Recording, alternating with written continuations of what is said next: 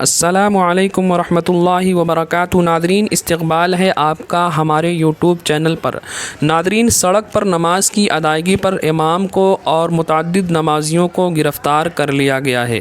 جی ہاں ناظرین، اتر پردیش کے مظفر نگر میں مبینہ طور پر سڑک پر نماز پڑھے جانے کی ویڈیو گزشتہ روز تیزی کے ساتھ سوشل میڈیا پر وائرل ہوئی تھی، جس کے خلاف پولیس نے سخت کارروائی کی ہے۔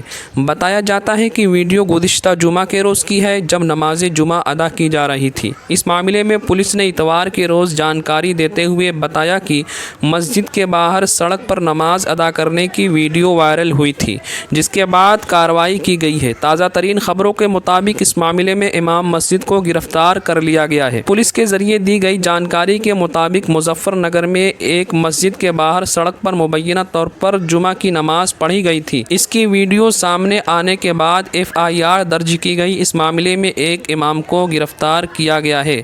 اس ویڈیو میں تقریباً 25 لوگوں کو سڑک پر نماز ادا کرتے ہوئے دیکھا گیا ہے اور ان کے خلاف مقدمہ درج ہوا ہے۔ ناظرین، اس خبر کے بارے میں آپ کی کیا رائے ہے؟ کمنٹ باکس میں ضرور اظہار کریں۔ والسلام علیکم ورحمۃ اللہ وبرکاتہ۔